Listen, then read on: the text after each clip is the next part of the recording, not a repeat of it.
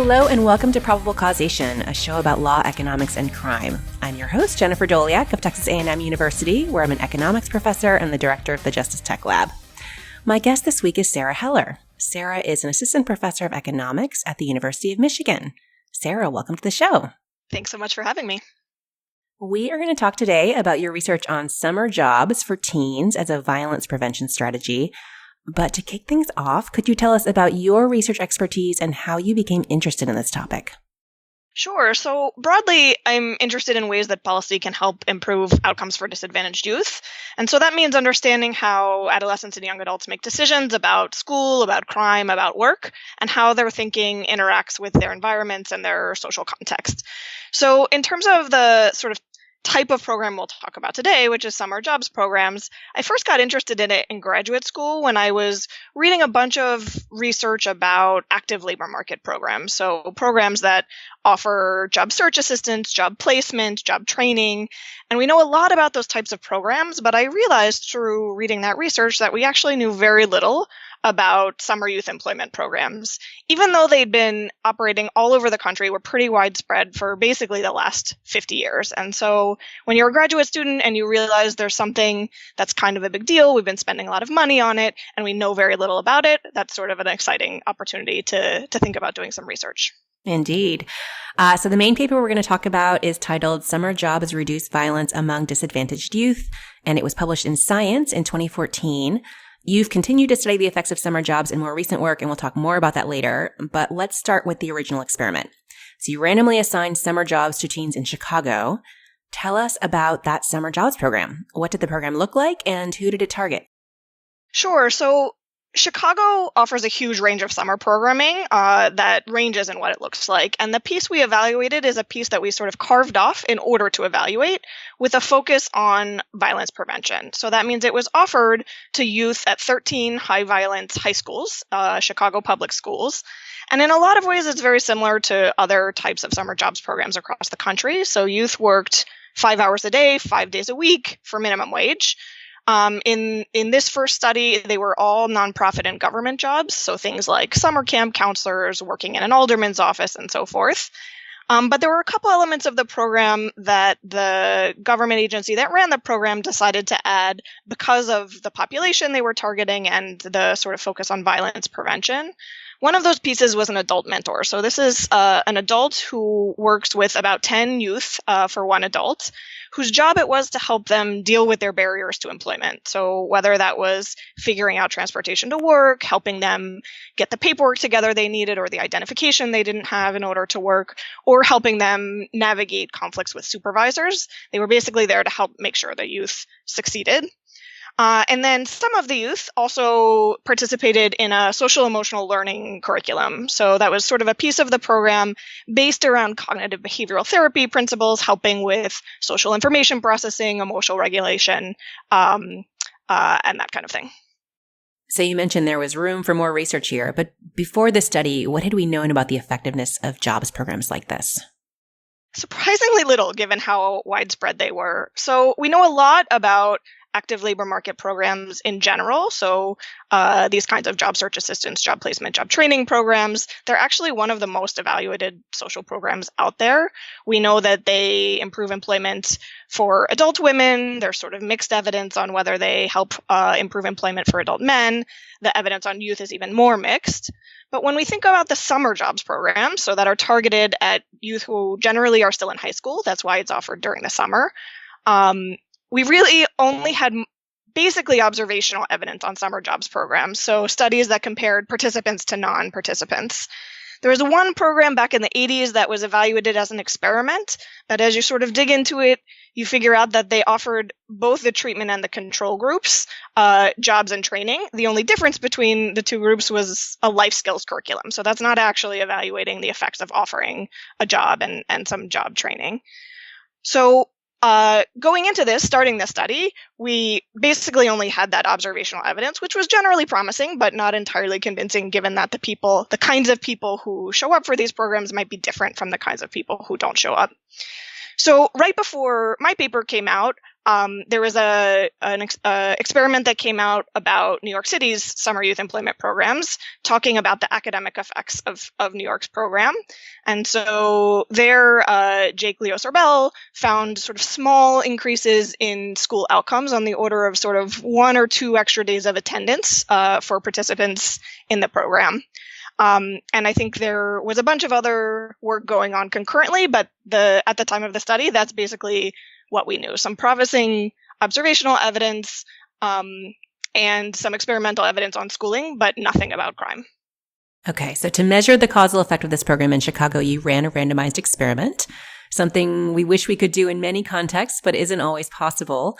And as many of our listeners know, convincing practitioners to randomize access to their services isn't easy, even in cases when doing so is logistically feasible.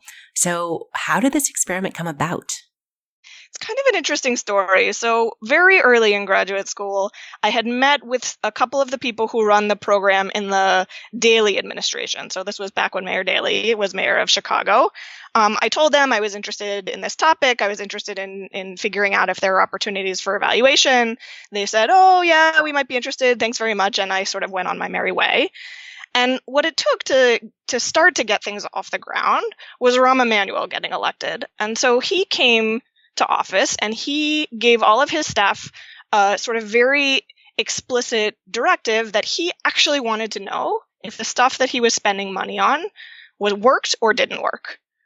And so at that point, the staff sort of remembered that I had talked to them about figuring out what works and what doesn't work. And they called me back in to discuss the possibility of an evaluation. And I think the thing that really made the study happen at the end of the day was the leadership of Evelyn Diaz, who was the commissioner of the Department of Family and Support Services at the time, which is the agency that runs the program.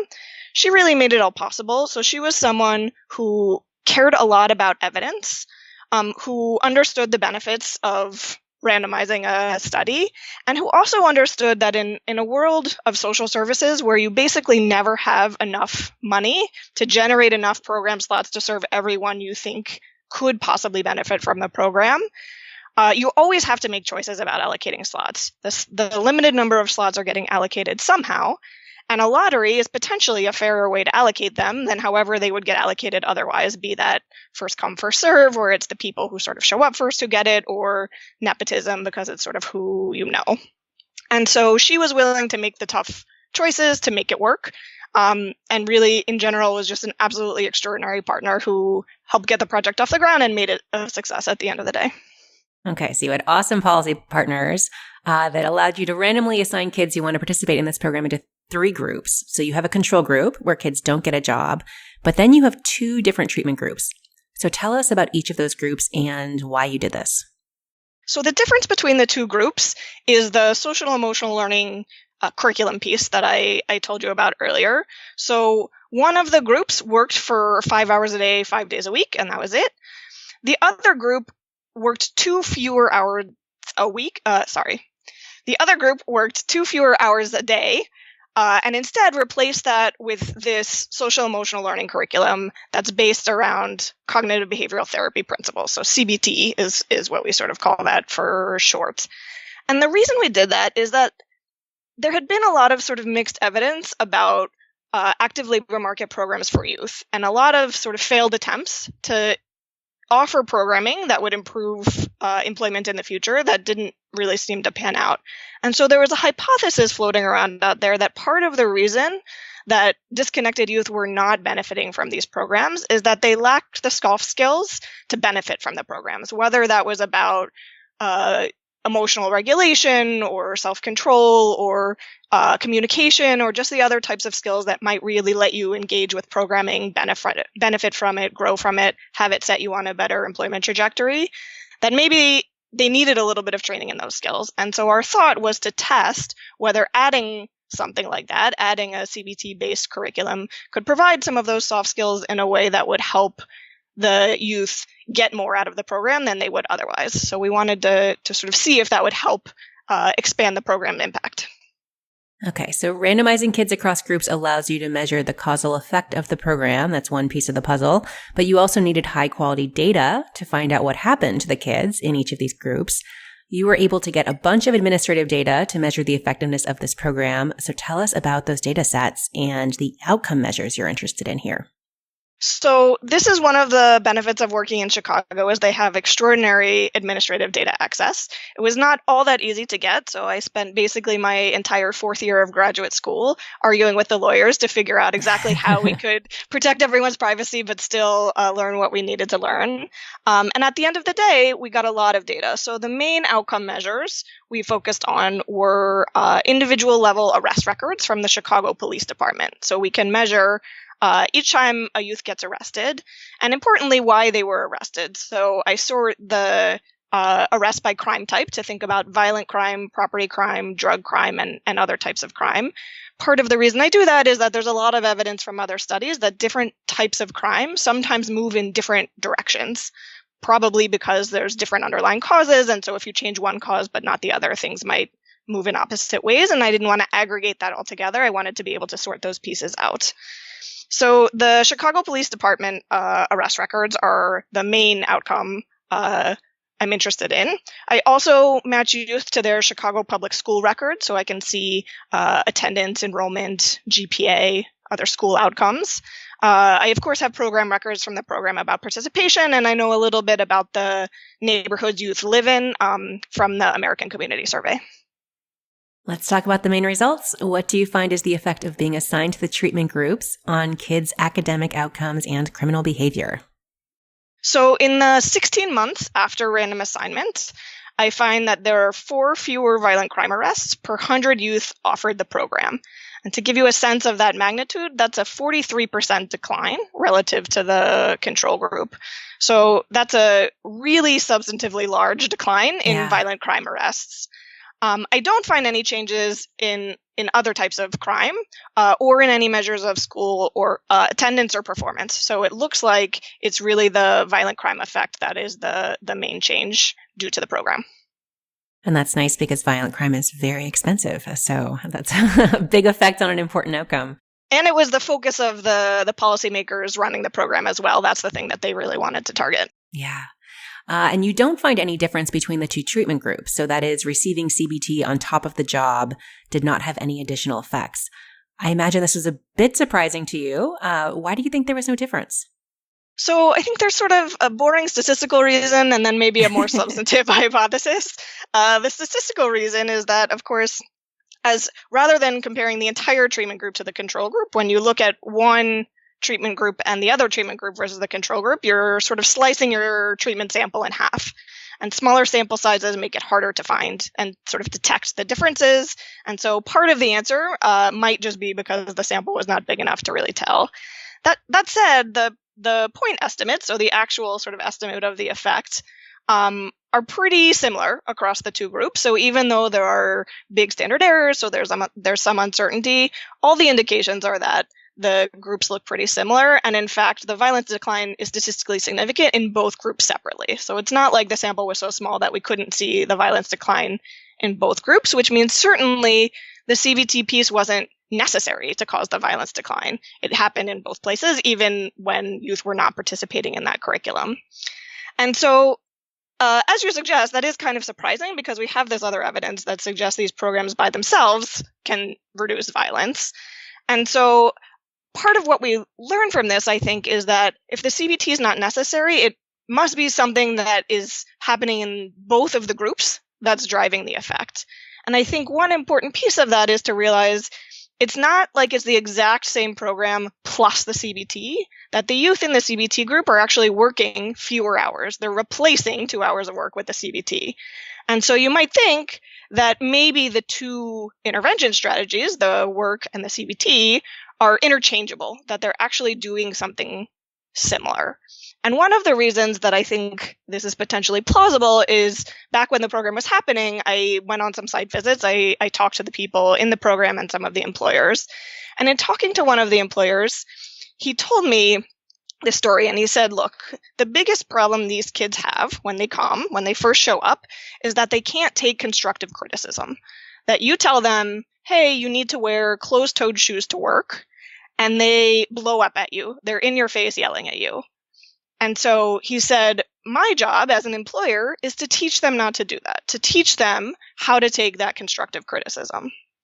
And if you think about that, that sounds a lot like what CBT is trying to do too, to help people sort of slow down, catch their hot reactions, think a little bit about their own thinking and about what the person is trying to communicate to them, and manage that sort of thinking and that emotion in a more constructive way. And so it might be that the kids, it's not necessarily the case that the CBT lessons don't matter.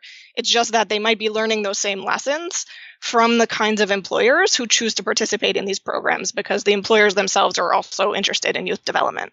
That's really interesting. What else were you able to say about the mechanisms driving these large effects based on the data from this first study?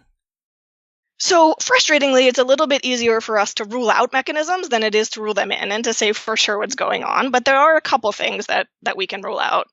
So one, like I told you, is that there weren't any changes in school performance. So it's not the case that youth are getting much more engaged in school, either because they sort of learn about the value of school in the labor market, or because they're more motivated, or are feeling sort of better self-efficacy. That's not what's going on. The other thing we can rule out is, one thing you might have thought is, well, of course, kids are getting arrested less during the summer because they're busier. They just have less time during the summer. And so we would sort of call that an incapacitation effect, in that they're incapacitated while they're at work, and while you're physically working, you can't also be physically getting yourself into trouble. And so if that were the case, we would expect to see the arrest drop focused on the summer months, right? So you might see a big drop during the summer months, and then everyone would go back to the behavior as usual after the summer months. That's not actually what we see. So there is a sort of proportionally large but not statistically significant decline during the summer months, partly because it's only 3 months and just not a lot of crime happens in any given 3 months. But the important part is that we then see that crime decline, the violent crime decline, continuing after the program is over. And in fact, if you throw out the summer months entirely, you still have a significant decline in violent crime. So the kids are taking something with them that changes their behavior into the future. It's still a little bit of an open question about what that something is. So to dig into this further, you continued the study with a second cohort from Chicago, as well as some additional data. So tell us about that second cohort. How did it differ from the first? So Commissioner Diaz, who was running the program, had seen some of our very, very early hints of the violent decline. So you have to sort of think about this in calendar time, is that the summer of 2012, we implemented the program. We matched the data and did some very early analysis in those months over the fall of 2012. And starting in December, January of 2013, the city has to start making decisions about what to do next summer. Now, as anyone who is either is an academic or has worked with academic knows, academics don't work on that timeline, right? It's not like, 3 months later, we know the answer, everything's fine. We need to let some time accrue to actually sort of let the outcomes realize, and then analyze them, and then make sure our analysis is right. But we had to make a decision about what to do the following summer. And so what Commissioner Diaz said is, well, if there's even a possibility that the program might actually decrease violence, I want to focus on the population who is at higher risk of violence than the one we served. I really want to think about whether this is going to work for the more disconnected population. And I told her at the time that I didn't think it would. And that's partly because of the other evidence on employment programs for more disconnected youth. It's partly because I sort of had a hypothesis that if the first program actually was decreasing violence, maybe it had to do with the fact that prevention is easier than remediation, that getting to youth early before they face unemployment, before they become disconnected from the labor market, might be an easier time to intervene than after they've experienced some unemployment or been out of the labor market and out of school. And so I told her, I don't think that'll work, but it's an empirical question and we can test it. And so the second cohort, we changed the eligibility criteria to recruit a somewhat more disconnected population. So first we focused all on boys in that second cohort because they're disproportionately involved in violence. And we recruited about half the sample directly from criminal justice agencies. So juvenile and adult probation, the juvenile detention center, a nonprofit that was working with kids who were involved in the criminal justice system. It was never a condition of their probation. It was never required. We just offered the opportunity to apply to about half the sample from that sort of pathway. And the other half of the sample was more like our original sample. And so now we had this variation in observable characteristics that sets us up to explore treatment heterogeneity or to explore for whom the program works. And so that was the focus of the question of the second cohort, is figuring out who does the program really work for and who does it not work for. And then what additional outcome data did you gather for the subsequent analysis? So 2 things changed. One is that we got access to Illinois State Police records instead of the Chicago Police Department records. So we're measuring a sort of broader set of arrests and catching any arrests that might happen outside the city of Chicago. And the second piece is that we added employment data. So we got access to unemployment insurance records, which are kept by a state agency. And so that's the agency that when unemployment insurance taxes get withheld from your paycheck, that's who keeps track of that. So they can see and measure formal work quarterly across the year. So it's not a perfect measure of employment. It's missing informal work, which ethnographic studies suggest might be a big deal for this population. It's missing self-employment, but it's likely to be more complete than anything we would be able to get through surveys, which would be large and expensive and probably have a lot of missing data. And formal employment matters for a variety of reasons, right? We like these kids to be involved in that kind of work, all else equal. That's right. And I think when policymakers think about improving future employment outcomes, they're thinking about the sort of formal employment sector. Yeah. Okay, so all of this became a second paper titled Rethinking the Benefits of Youth Employment Programs, the Heterogeneous Effects of Summer Jobs. And it's co-authored with Jonathan Davis and is forthcoming at the Review of Economics and Statistics. So first, what did you find when you added the second cohort and those employment data? Were the results in line with the first experiment? So recall that I told Commissioner Diaz that I didn't think the program would work for that second cohort. I was totally wrong. So we actually basically replicated the violence drop that we saw in the first cohort. So in that first cohort, it was if you look just at the first year, it was a 42% decline, which was 4 fewer arrests per 100 youth offered the program. The second cohort, so the more disconnected one, was a 33% decline in violent crime arrests. So it basically in the same neighborhood as that 42%. Now, it's a bigger number in terms of the drop. So there were actually 8 fewer arrests per 100 youth offered the program because the youth were more criminally active. But proportionally, it was basically the same drop. And so that by itself is an important finding. I think we tend to undervalue replication in economics, but the fact that we went out, did this again with a different population and found basically the same thing, I find extremely heartening in terms of it not just being a sort of fluke case, and then publication bias means you can publish your first big estimate and then you try to get it again and you can't. So I think the replication by itself is important. We could now follow youth for a little bit longer time, and so we could see that the drop is basically concentrated in that first year. If you look out the second year, or for some of them, the first cohort we could see for the third year, we don't see that the drop continues accruing. Now, it doesn't catch back up, so the cumulative effect is still a decline in the sort of total number of violent crime arrests, but it's not an effect that sort of keeps accruing forever. So that's on the crime front. On the employment front, we found no average change in employment. So the program was not doing what I think a lot of policymakers tend to think about summer jobs programs doing, which is preparing youth for the workforce, setting them on a better employment trajectory, teaching them the sort of introductory work skills that they need to start off their entry into the labor force more strongly. At least in the 2 to 3 years that we can follow youth, there were no average changes in employment. That raises questions about what the potential mechanisms are here, right?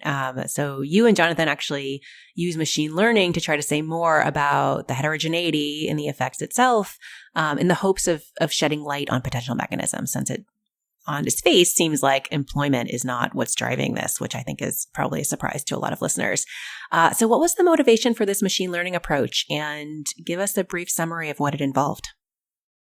So the motivation is this sort of focus on the question of for whom does the program work? We wanted to answer that question.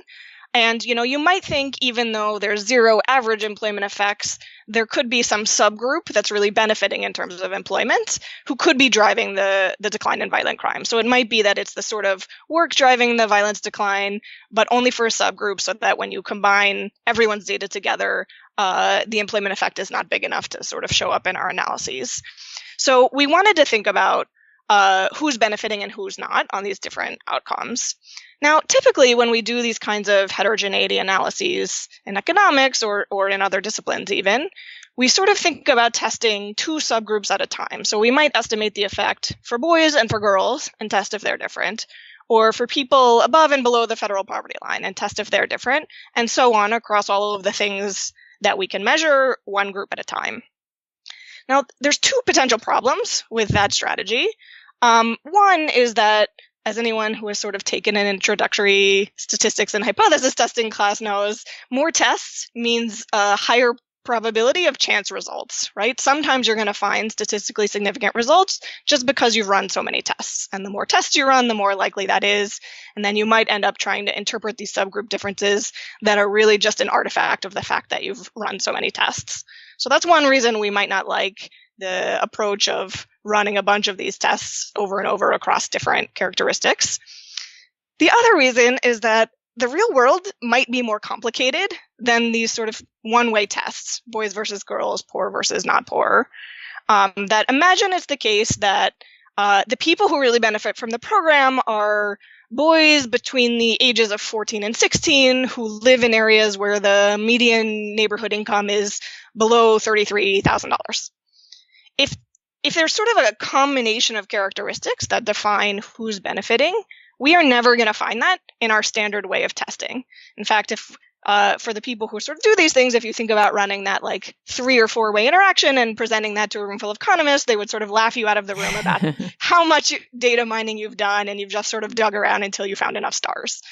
And so we didn't want to do that. We wanted to take a sort of different approach to estimating treatment heterogeneity that takes advantage of some of the new advances in machine learning.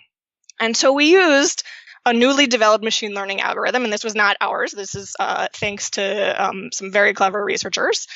And the algorithm basically searches in the data for responsive subgroups.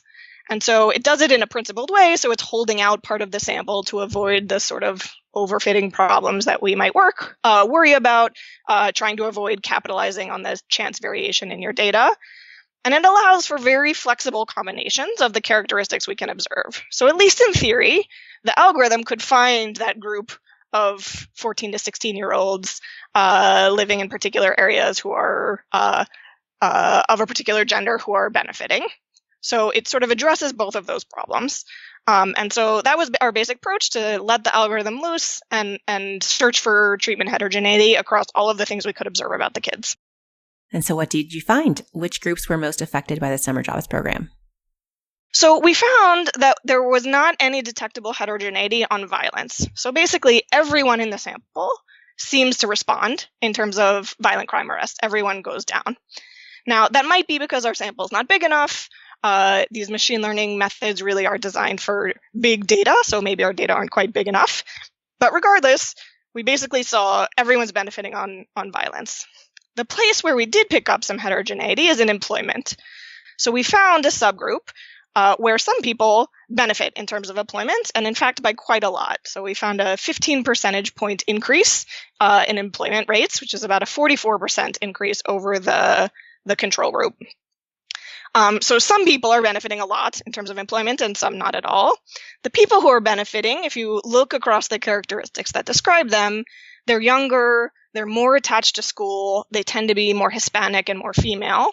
And so if you think about especially the younger and more attached to school, that's sort of the opposite from the population that we tend to think about serving with employment programs. So most of the employment programs we've been running are serving the out of school, out of work youth, right? People who are disconnected. And in fact, it's the opposite type of person who, at least in our sample, seems to be benefiting on employment, the people who are still in school and a little bit better off on various characteristics. Yeah, so it kind of goes back to what you were saying earlier about prevention versus rehabilitation. Prevention is easier in many cases. So what does that heterogeneity tell us about how the program's working? Yes. So we set this up sort of saying, well, maybe if there's a group that is improving unemployment, they're the ones driving the violent crime. Mm-hmm. Once again, this is a sort of hypothesis that we were excited about going in, and it doesn't find a lot of support in the data. So in fact, if you look at that group of employment benefiters, so we have this machine learning prediction of how much someone's going to benefit on employment. So we can look at the sort of benefiters and the non-benefiters. If you look at the people whose employment is improving, the violence decline is not concentrated among them.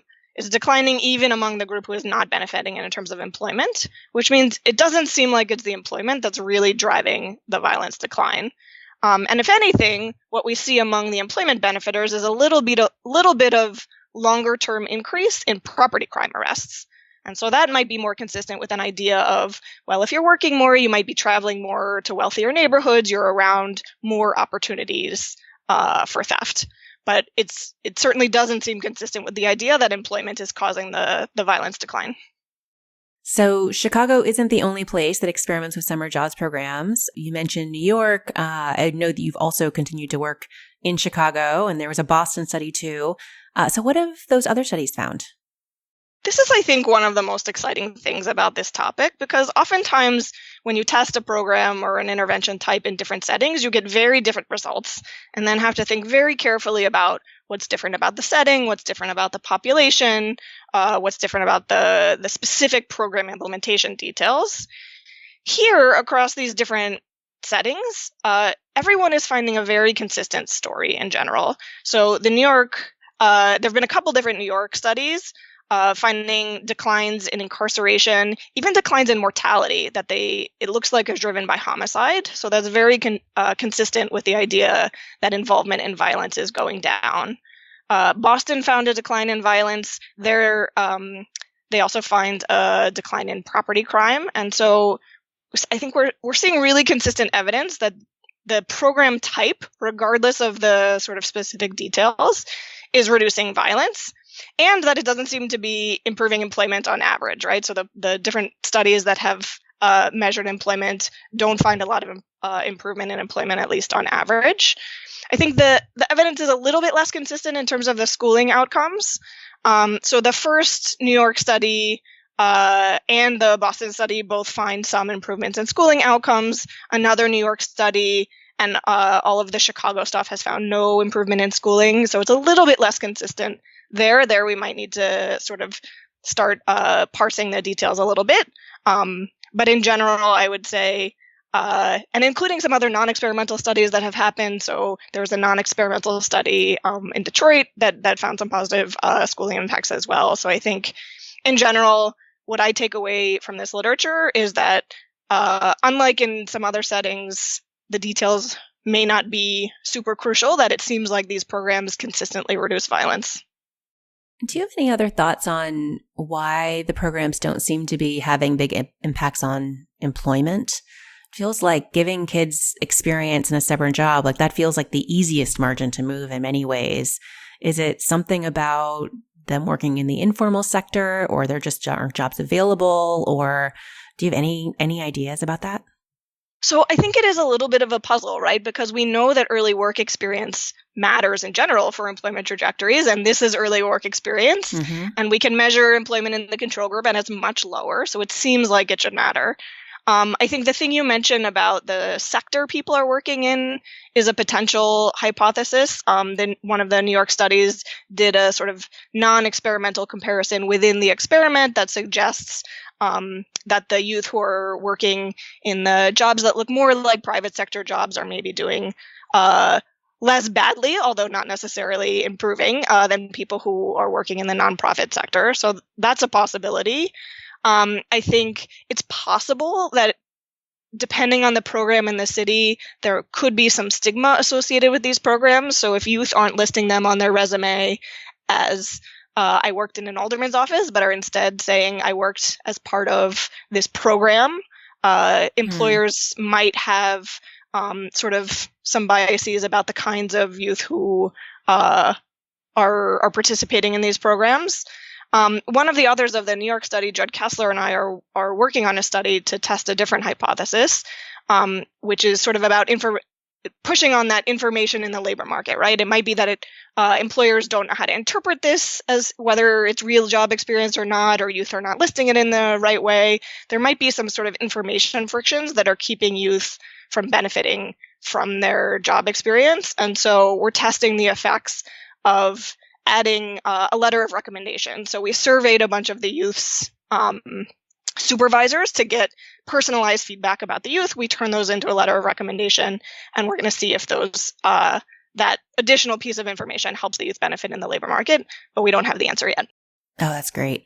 And then in terms of the heterogeneity, have the other studies been able to look at heterogeneity enough to see if the findings are consistent with what you're finding in Chicago, that it's like the less disattached kids that are benefiting most? So most of the other studies are sort of serving the more classic program population, so who are still engaged in high school. So they have a little bit less variation in those characteristics because they didn't set out to test that. So it's a hard question to answer. I think if you look across the patterns of people doing those sort of one-way interaction tests, it's relatively consistent. But I think it would be sort of an area of important future research to sort of take what we're finding and maybe the one-way interactions other people are finding, and to set out with the intention of testing that and recruiting your program population accordingly so that you have enough variation in the characteristics to be able to answer that question. So putting it all together, the results of your work in Chicago and the other studies we talked about, what are the policy implications of all this? I think if you're a policymaker interested in reducing violence among young people, these programs seem like a good option. That it doesn't seem to matter, right? So the New York program doesn't have a mentoring piece. Not everyone has a CBT piece in the same way. The labor markets are different. The youth populations are a little bit different, and yet everywhere it's been rigorously tested, the program seems to be reducing violent crime. That is by itself, I think, a really important policy implication. I think it's important to realize the program is not a panacea, right? Even the treatment group is still offending some. It's not like it's getting rid of all violent crime. And the effect doesn't keep accruing forever, so it's not a permanent solution for everybody. But it does seem like a cost-effective choice. And this is something that I think is often underappreciated in conversations about fade out, right? So there's a lot of social programs where the effects don't persist forever. With some outcomes, that might be really disappointing, right? So if we're trying to increase test scores and we do it in grade 3, but then by grade 4, the control group looks just like the treatment group, we can think about that as real fade out.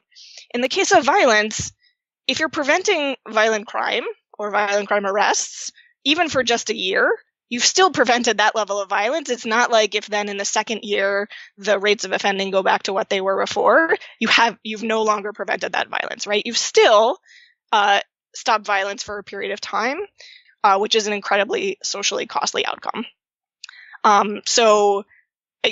Like I said, I think it's a potentially good policy option for policymakers thinking about that, but it's also important to think about targeting, right? So even though we found violence declines for basically every subgroup we could look at, that's partly because of the population, at least in Chicago, we were working with, mostly living on the south and west side of Chicago, where there is a lot of risk for violent crime. I think sometimes policymakers might sort of see program effects like this, and it kind of gets the stamp as an evidence-based program, and so we should do it everywhere for everyone all the time. I think that would be a mistake, right? That if the main effect of these programs is to reduce violence, you certainly need to be serving youth who are at risk of engaging in violent behavior. And so thinking carefully about the targeting could be important, which is not to say I think these programs should serve exclusively people who are at very high risk of engaging in violent crime, because I think we don't understand enough yet about the peer effects, right? It could genuinely change the effect of the program if you really significantly change the composition of the program. Just one more thought on the fade out. So I think you say in the paper that one possible explanation is that, kids just age out of violent crime. And so it might just be something where like you're seeing the reduction, and then by the time you're catching up, it's because basically violence for everyone is reducing. Is that consistent with the numbers you're seeing? That's right. So the rates of violence even in the control group are sort of, I think, dropping by about half in the later years. So it is certainly true that as youth age, they are aging out of violent crime, and so you just get less violent crime anyway. And so there might just sort of be less room for reduction there. Yeah. So violent crime is expensive. Mortality is also expensive. You mentioned the New York studies finding a reduction in mortality. Do you happen to have ballpark numbers for what these programs cost? I imagine once you reduce those types of outcomes, doesn't take much to be cost effective, but how cost effective are summer jobs programs? So it's very hard to sort of put a price, especially on the loss of life and on violent crime. And the program costs vary a little bit place to place. So Chicago's was a little bit more expensive, partly because the mentors were paid. And so that's a more expensive part of the program. There, the administrative cost of the program was about $3,000. Now, if you think about some of those costs are wages. And so that's a cost to the government. It shows up in the government budget, but it's also a transfer to the youth. And then the youth and their family are benefiting from those wages. So oftentimes economists will think about the wages not necessarily as a net social cost, but as a transfer, which then leaves a sort of net social cost of the program of somewhere, $1,400–1,600 in there. I think the Boston and New York programs tend to be a little bit cheaper. I don't remember the exact numbers, somewhere between, I think, $1,500–2,000. And so I think basically all of the efforts to put a dollar value on violent crime suggests that the program is most likely generating benefits that justify the cost, and potentially, if you sort of include the mortality piece, generating benefits that are way, way, way larger than the costs. So what's the research frontier here? I know you're continuing to work in this space. So what are the big open questions that remain that you and others will be thinking about in the years ahead? I mean, for me, the biggest question is why? Why are these programs reducing violence so consistently? I think a lot of the hypotheses we've sort of tried to test turn out to not be the answer. And so thinking about what's left, I think, seems important. And people are doing that in a variety of ways. I'm trying to test the role of different pieces of the program, so test aversion with and without the mentor.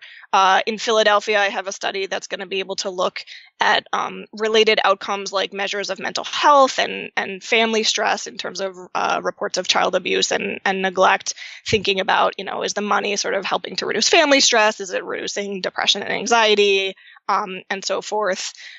In Boston, Alicia Modestino ran some surveys to try to get at sort of why and what's going on. I think a range of other people are sort of trying to work on varying different pieces of the program, thinking about the role of job type, like we talked about. So I think if you're actually operating these programs, you want to know, does it matter what the kids do? Do I have to find particular types of jobs for them?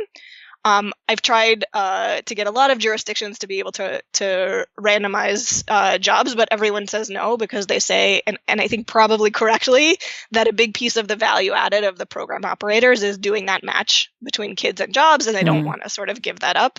But I think questions about the role of job type and sector and does it matter what the kids do are important.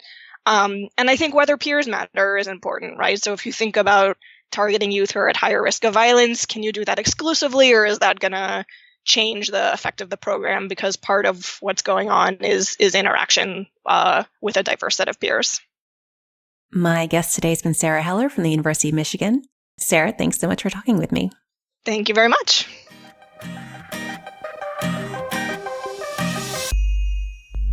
You can find links to all the research we discussed today on our website, probablecausation.com. You can also subscribe to the show there or wherever you get your podcasts to make sure you don't miss a single episode. Big thanks to Emergent Ventures for supporting the show, and thanks also to our Patreon subscribers. This show is listener supported, so if you enjoy the podcast, then please consider contributing via Patreon. You can find a link on our website. Our sound engineer is Carolyn Hockenberry, with production assistance from Elizabeth Pancotti. Our music is by Werner, and our logo is designed by Carrie Throckmorton. Thanks for listening, and I'll talk to you in 2 weeks.